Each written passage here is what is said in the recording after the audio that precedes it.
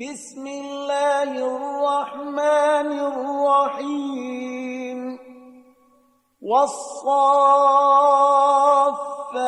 صفا. به نام خداوند بخشنده مهربان. سوگند به آنان که برای نازل کردن وحی به خوبی صف بستند. فالزاجرات زجرا. و پس از آن شیاطین را از دخالت در وحی به شدت میرانند. فالتالیات ذکرا. و پس از آن سخنی ارزشمند را بر پیامبر میخوانند. این الهکم لواحد. که قطعاً معبود شما یکی است. رب السماوات والأرض وما بينهما ورب المشارق. مالک و صاحب اختیار آسمان ها و زمین و آنچه بین آن دو است و مالک و صاحب اختیار مکان هایی که خورشید از آنها سر برمی آورد. إنا زينا السماء الدنيا بزينة الكواكب. ما آسمانی را که به زمین نزدیکتر است به زیور ستارگان آراستیم. وحفظا من كل شيطان مارد. و بیشک آن را از ورود هر شیطان سرکشی حفظ کردیم. لا يسمعون إلى الملأ الأعلى ويقذفون من كل جانب. در نتیجه نمی توانند به سخنان بزرگان عالم بالاتر گوش دهند و برای اینکه از آنجا رانده شوند از هر طرف سنگباران می شوند.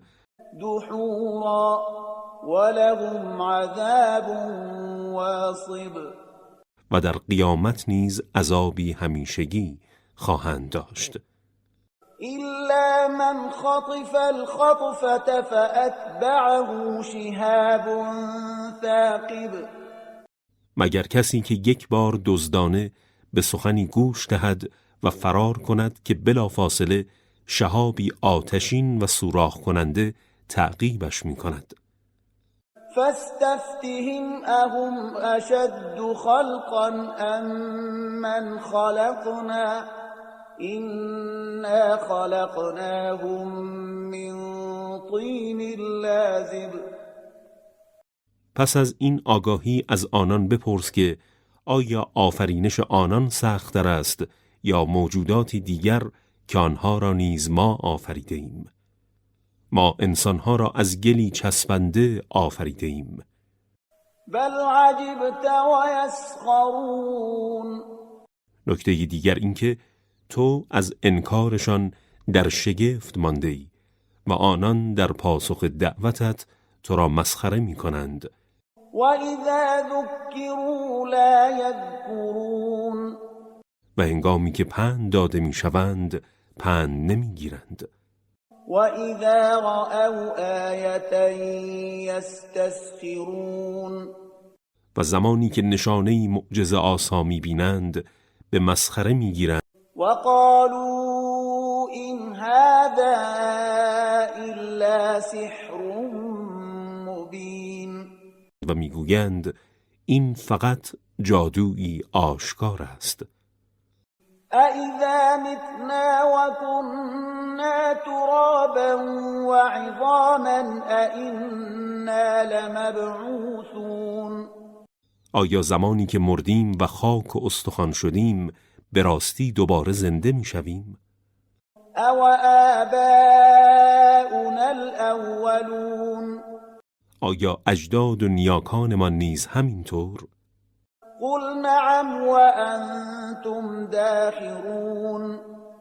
بگو آری زنده می شوید و با خاکساری و ذلت به محشر روان خواهید شد. فإنما هي زجرة واحدة فإذا هم ينظرون. زنده کردن مردگان را برای خدا سخت نشمارید، چه اینکه وقوع آن فقط با یک بانگ است و پس از آن ناگهان برمیخیزند و با حیرت نگاه می‌کنند. وقالوا يا ويلنا هذا يوم الدين و میگویند وای بر ما، این روز جزاست. هذا يوم الفصل الذي كنتم به تكذبون. آنگاه از سوی خدا ندا می‌آید این همان روز داوری است که همواره آن را دروغ می‌شمردید.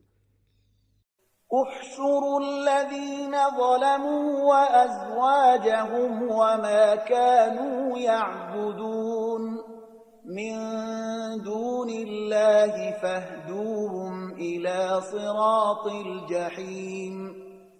ای فرشتگان، ستمکاران و همردیفانشان و آنچه را که به جای خدا می‌پرستیدند گرد آورید و آنها را به راه جهنم راهنمایی کنید. وقفوهم إنهم مسئولون. آنان را نگه دارید که باید بازخواست شوند.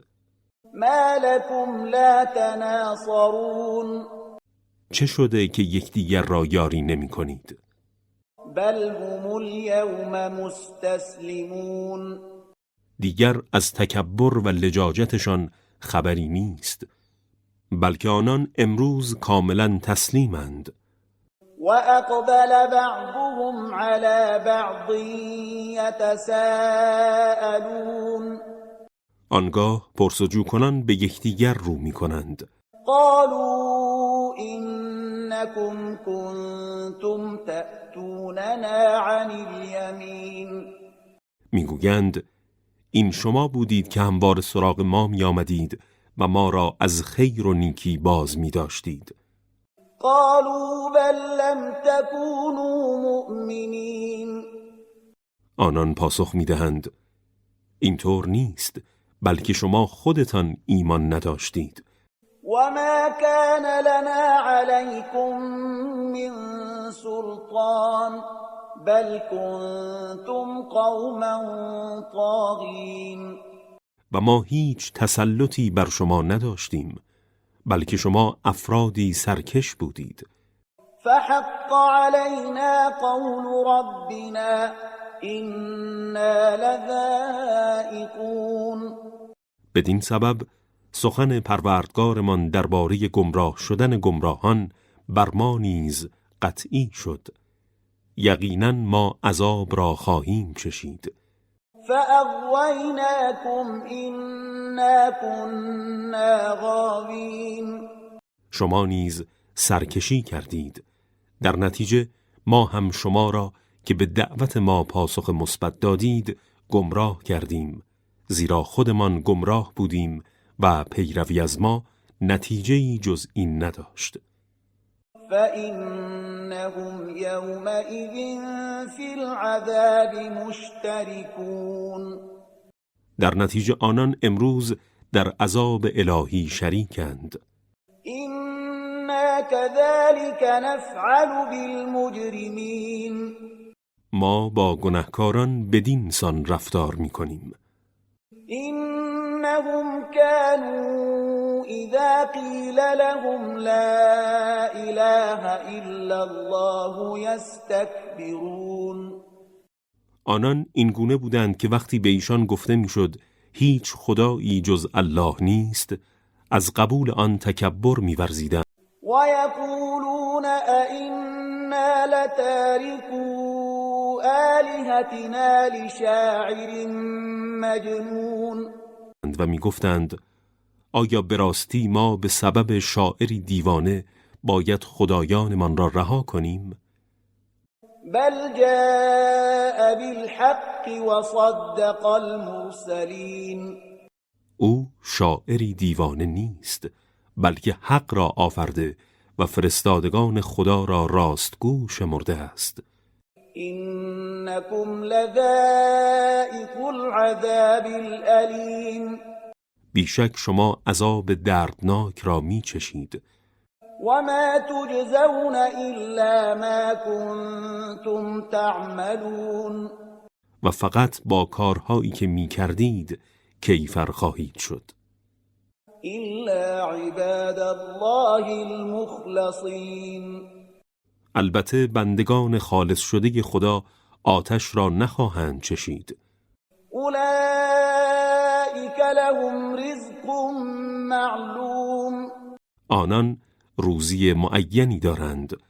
فواکه وهم مکرمون فی جنات النعیم. یعنی غذاهای لذیذ و در آن حال در باغ‌های از بهشت پرنعمت احترام می‌شوند. علی سرر متقابلین. در حالی که روبروی یکدیگر بر تخت‌هایی تکیه زدند. یطاف علیهم بکأس من معین. جامی لبریز از شراب جاری در بهشت دورشان گردانده می شود. بیضاء لذة للشاربین. که سفید است و برای نوشندگان بس لذت بخش است. لا فیها غول ولا هم عنها ینزفون. نه تباهی و هلاکت در پی نوشیدن آن است و نه از آشامیدن آن مست می شوند. و عندهم قاصرات الطرف عین.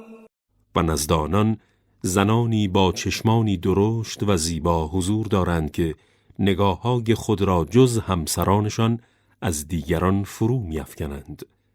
کأنهن بیض مکنون. گویی از لطافت و سفیدی همچون تخم‌هایی هستند که در زیر بال و پر پرندگان پنهان شدند و دست هیچ انسانی به آنان نرسیده است. فأقبل بعضهم على بعض يتساءلون. آنگاه پرسش کنان به یکدیگر رو می کنند.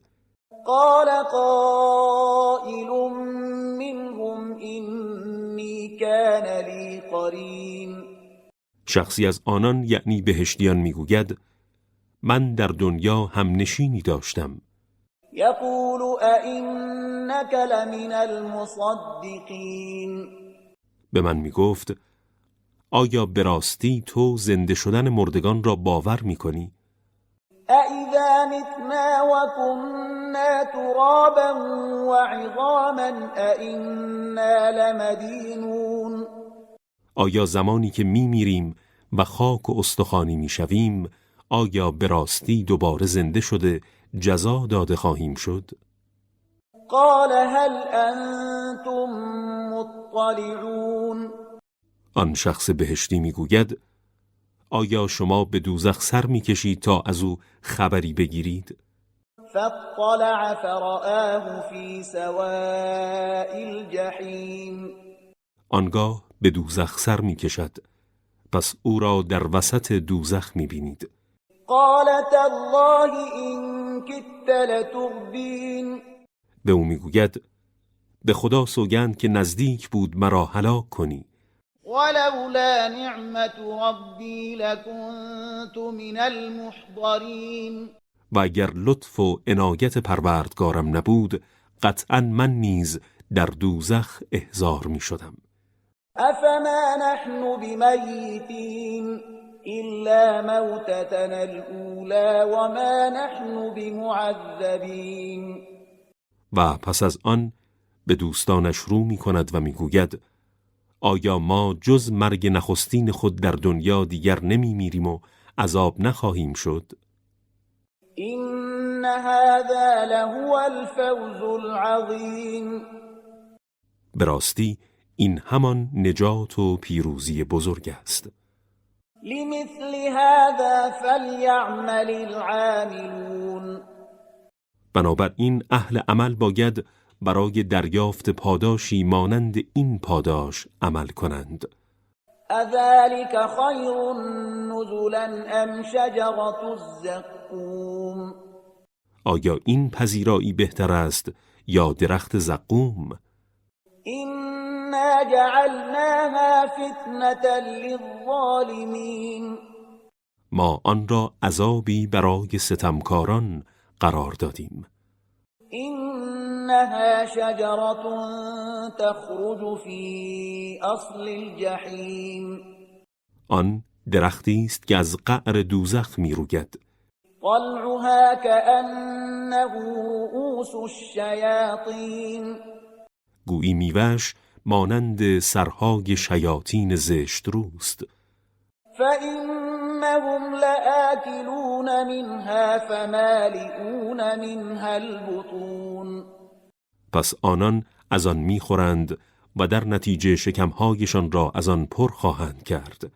ثم إن لهم عليها لشوبا من حمیم. آنگاه روی آن شربتی آمیخته از آب جوشان با چرک و خون دوزخیان خواهند داشت. ثم إن مرجعهم لإلى الجحیم. سپس بیگمان بازگشتشان به دوزخ خواهد بود. إنهم ألفوا آباءهم ضالین. چرا که آنان اجداد و نیاکانشان را گمراه یافتند. فهم على آثارهم یهرعون. سپس به سرعت در پی آنان رفتند. ولقد ضل قبلهم أكثر الأولین. به راستی قبل از اینها نیز بیشتر امتهای گذشته گمراه شدند. ولقد أرسلنا فيهم منذرین. بیشک در میان آنان نیز هشدار دهندگانی فرستادیم. فانظر كيف كان عاقبة المنذرین. پس بنگر که فرجام هشدار داده شدگان چه شد. إلا عباد الله المخلصین. مگر بندگان خالص شده خدا که فرجام نیکویی داشتند. ولقد نادانا نوح فلنعم المجیبون. به راستی نوح ما را ندا داد، پس ما دعایش را مستجاب کردیم و حقیقتاً چه خوب اجابت می‌کنیم. ونجیناه وأهله من الكرب العظیم. و او و خانواده‌اش را از آن اندوه بزرگ نجات دادیم. وجعلنا ذریته هم الباقین. و فرزندان او را تنها بازماندگان روی زمین قرار دادیم. وتركنا عليه في الآخرین. و در میان آیندگان ستایشی نیکو از او به جای گذاشتیم. سلام علی نوح فی العالمین. درودی بزرگ بر نوح و این درود تا قیامت در میان جهانیان جریان داشته باشد. إنا كذلك نجزی المحسنین. ما این گونه به نیکوکاران پاداش می دهیم. إنه من عبادنا المؤمنین. او از بندگان با ایمان ما بود. ثم اغرقنا الآخرین. آنگاه دیگران را که ایمان نیاوردند غرق کردیم. وإن من شیعته لإبراهیم. قطعاً یکی از پیروان او ابراهیم بود. اذ جاء ربه بقلب سلیم. آنگاه که با دلی پاک و خالص به پیشگاه پروردگارش آمد. اذ قال لأبیه وقومه ماذا تعبدون. زمانی که به عمو و قومش گفت چه چیزی را می پرستید؟ ائفکا آلهة دون الله تریدون. آیا خدایی جز الله را می خواهید تا بدین ترتیب به خدای یگانه دروغ ببندید؟ فما ظنكم برب العالمین. پس درباره مالک و صاحب اختیار جهانیان چه گمانی دارید؟ فنظر نظرة فی النجوم. پس در دانش ستارگان که در آن زمان رایج بود توجهی کرد فقال اینی سقیم. و پس از آن گفت من به زودی مریض خواهم شد. فتولوا عنه مدبرین. در نتیجه مردم به او پشت کردند و رفتند. فراغ إلى آلهتهم فقال الا تأكلون. آنگاه مخفیانه سراغ بت‌هایشان رفت و به استهزا گفت بفرمایید از غذاهایی که برایتان گذاشته‌اند بخورید. ما لكم لا تنطقون. چه شده که سخن نمیگویید؟ فراغ عليهم ضربا بالیمین. پس مخفیانه به سوی آنان حرکت کرد و با شدت تمام به آنان ضربه وارد کرد. فاقبلوا الیه یزفون. پس از آنکه مردم از ماجرا با خبر شدند به سرعت سراغ ابراهیم آمدند. قال اتعبدون ما تنحتون. ابراهیم گفت آیا چیزی را می پرستید که خودتان آن را می تراشید؟ والله خلقكم وما تعملون. در حالی که شما و آنچه را که شما می سازید خدا آفریده است. قالوا ابنوا له بنيانا فألقوه في الجحیم. گفتند برایش بنایی مرتفع و پر از آتش بسازید و او را در آن آتش شعله‌ور بیندازید. فأرادوا به كيدا فجعلناهم الأسفلين. بدین ترتیب خواستند او را نابود کنند. پس آنان را پایین‌تر از ابراهیم و شکست خورده قرار دادیم. وقال إني ذاهب إلى ربي سيهدين. گفت من به سوی سرزمین دیگری برای عبادت پروردگارم میروم. بیشک او هدایتم خواهد کرد. رب هب لی من الصالحین. پروردگارا به من فرزندی که از شایستگان باشد ببخش. فبشرناه بغلام حلیم. دعایش را مستجاب کردیم و به او مژده ولادت پسری بردبار را دادیم. فلما بلغ معه السعی قال یا بنی اینی ارى فی المنام انی اذبحک فانظر ماذا ترى. قال یا ابت افعل ما تؤمر ستجدنی إن شاء الله من الصابرین. سالها گذشت و هنگامی که همراه پدر به سن کار و کوشش رسید ابراهیم گفت پسر عزیزم من مرتب در خواب می‌بینم که تو را سر می‌برم و چون فرمان خدا حکیمانه است پس تأمل کن که نظرت در این باره چیست؟ گفت پدر جان به آنچه مأمور شده ای عمل کن. اگر خدا بخواهد مرا فرد صبوری خواهی یافت. فلما اسلما وتله للجبین. پس از آن گفتگو هنگامی که هر دو تسلیم فرمان خدا شدند و ابراهیم پسر را به پیشانی بر خاک نهاد ونادیناه ان یا ابراهیم. و او را ندا دادیم که ای ابراهیم قد صدقت الرؤیا انا كذلك نجزی المحسنین. دست نگهدار که فرمان خدا در خواب را تحقق بخشیدی. در این هنگام هر دو بسیار شاد و مسرور شدند. آری ما چنین به نیکوکاران پاداش می دهیم. این هذا لهو البلاء المبین. به راستی این دستور آزمایشی آشکار برای ابراهیم بود. و فدیناه بذبح عظیم. و قربانی گرانقدری را بلاگردان اسماعیل کردیم وتركنا عليه في الآخرين و در میان آیندگان ستایشی نیکو از او به جای گذاشتیم. سلام علی ابراهیم درودی بزرگ بر ابراهیم. كذلك نجزی المحسنین ما این گونه به نیکوکاران پاداش می دهیم.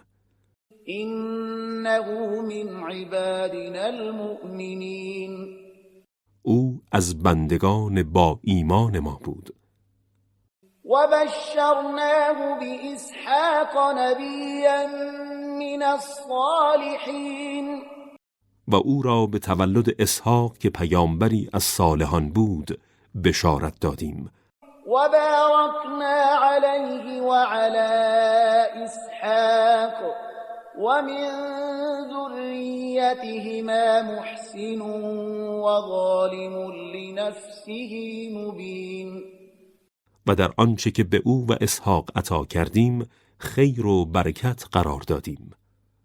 برخی از افراد دودمانشان نیکوکار بودند و بعضی آشکارا بر خویشتن ستم می کردند.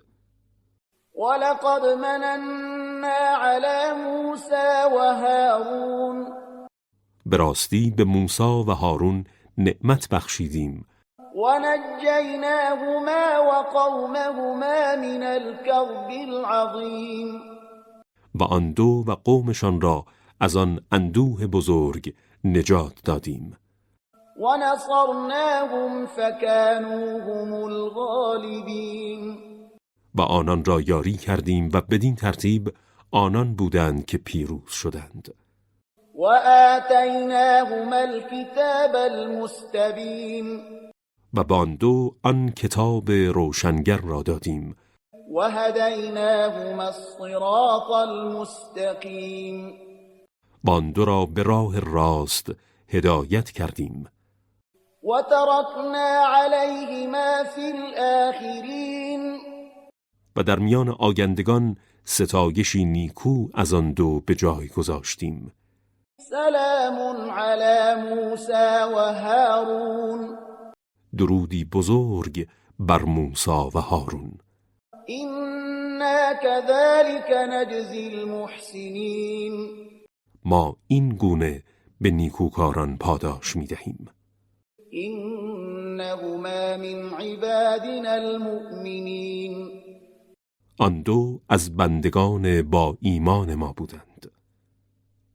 وإن إلیاس لمن المرسلین به راستی الیاس از فرستادگان ما بود.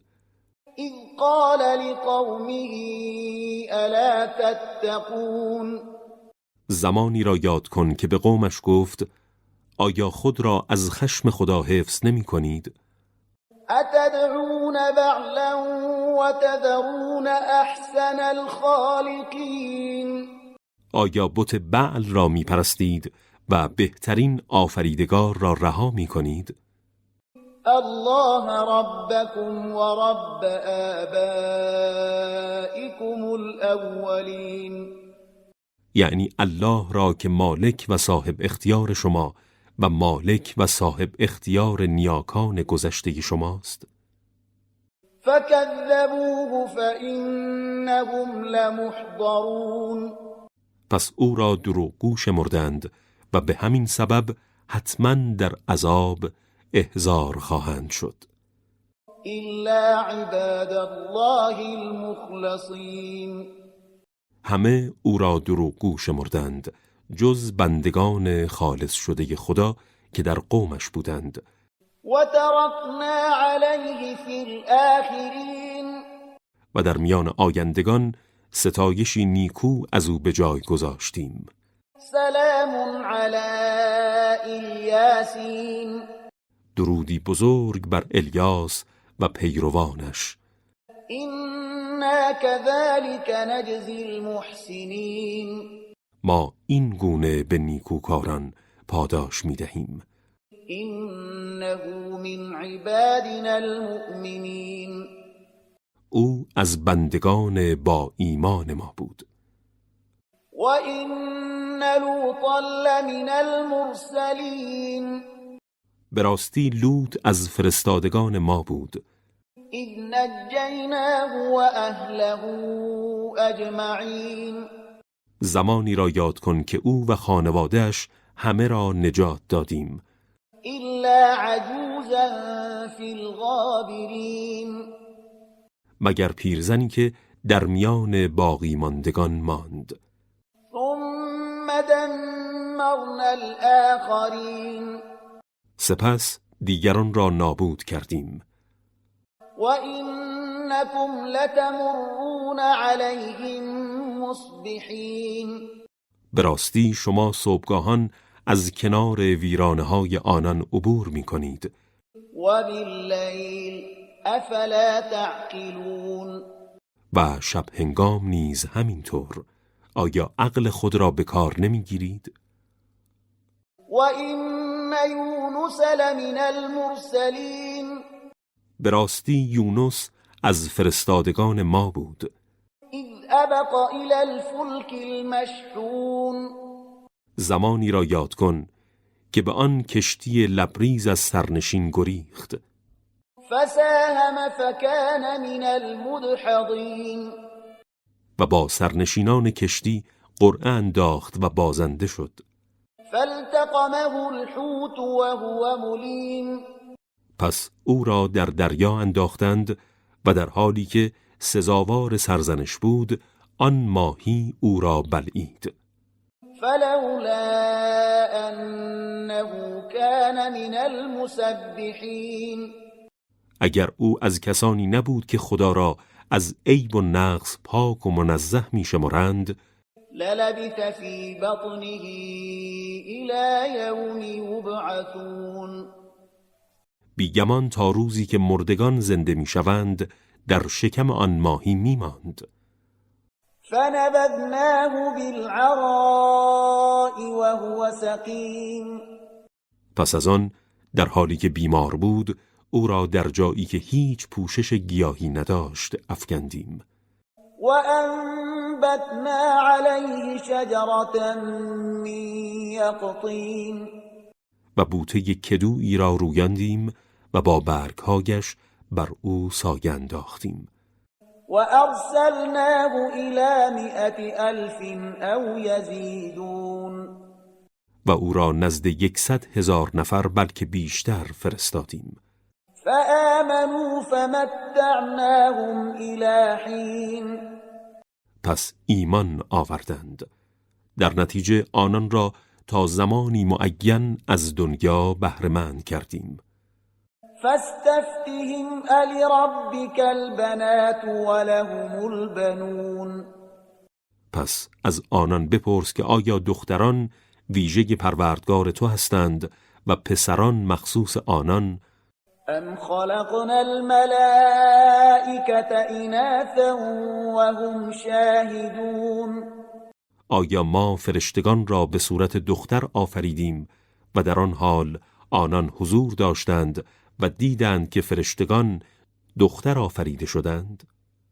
الا انهم من افکهم لیقولون آگاه باشید که آنان از سر دروغ پردازیشان میگویند ولد الله و انهم لکاذبون خدا فرزند آورده است و قطعاً آنان دروغ میگویند. اصطفى البنات علی البنین آیا خدا دختران را بر پسران ترجیح داده است؟ ما لکم کیف تحکمون چه چیز برایتان ثابت شده است که چنین حکم می‌کنید؟ چگونه قضاوت می‌کنید؟ افلا تذکرون آیا متذکر نمی‌شوید که خدا از داشتن فرزند منزه است؟ ام لکم سلطان مبین در حالی که عقل فرزند داشتن خدا را ناممکن می‌داند، آیا شما دلیل روشنی بر ادعایتان دارید؟ فأتوا بكتابكم إن كنتم صادقين اگر راست میگویید نوشته آسمانی خود را به میان آورید که در آن تصریح شده باشد که فرشتگان دختران خدا هستند. وجعلوا بینه و بین الجنة نسبا ولقد علمت الجنة إنهم لمحضرون. آنان میان خدا و جنها خویشاوندی قائل شدند، حالان که بیگمان جنها می‌دانند که بندگان خدا هستند و برای محاسبه احضار خواهند شد. سبحان الله عما یصفون. خداوند از توصیف جاهلانه آنان پاک و منزه است. الا عباد الله المخلصین. البته بندگان خالص شده خدا برای محاسبه احضار نخواهند شد. فإنکم وما تعبدون. بنابراین شما و آنچه می‌پرستید ما انتم علیه بفاتنین. نمی‌توانید کسی را بر ضد خدا بشورانید و گمراه کنید، الا من هو صال الجحیم. مگر کسی که با اختیار خود در آتش وارد شود و در آن بسوزد. وما منا الا له مقام معلوم. سخن فرشتگان این است: هیچ یک از ما نیست مگر این که مقام و رتبه‌ای مشخص دارد. و انا لنحن الصافون. و بیشک ما برای گرفتن فرمان الهی به صف ایستاده ایم. و انا لنحن المسبحون. و بیگمان ما خدا را از عیب و نقصی پاک و منزه می شماریم. و این كانوا لیقولون. به راستی مشرکان پیوسته می گفتند: لو ان عندنا ذکرا من الاولین. اگر ما نیز کتابی از جنس کتاب‌های نازل شده بر پیشینیان داشتیم، لكنا عباد الله المخلصین. حتما بندگان خالص شده خدا می شدیم. فکفروا به فسوف یعلمون. پس ما قرآن را بر آنان نازل کردیم ولی آن را انکار کردند، بنابراین به زودی خواهند دانست. ولقد سبقت کلمتنا لعبادنا المرسلین. قطعا سخن ما در مورد بندگان فرستاده شده من از قبل صادر شده است. انهم لهم المنصورون. که آنانند که یاری خواهند شد. و این جندنا لهم الغالبون. و این سپاه ماست که پیروز خواهد شد. فتول عنهم حتی حین.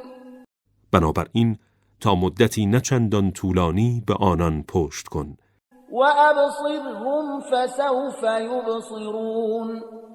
و گردن کشی آنان را ببین که به زودی فرجام خفتبار خیش را خواهند دید. افبعذابنا یستعجلون. آیا از تو میخواهند که در عذاب ما شتاب شود؟ فاذا نزل بساحتهم فساء صباح المنذرین. آنگاه که عذاب بر فضای اطراف خانه‌هایشان فرود آید و تمام زندگیشان را فراگیرد، چه صبح بدی برای کسانی که هشدار داده شده‌اند خواهد بود. و تول عنهم حتی حین. آری، تا مدتی نچندان طولانی به آنان پشت کن. و ابصر فسوف یبصرون. و گردن کشی آنان را ببین که به زودی فرجام خفتبار خیش را خواهند دید. سبحان ربك رب العزة عما يصفون.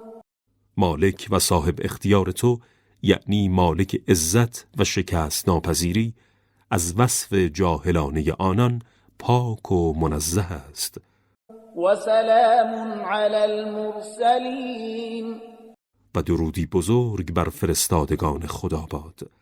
والحمد لله رب العالمین، و سپاس و ستایش از آن خداست که مالک و صاحب اختیار جهانیان است.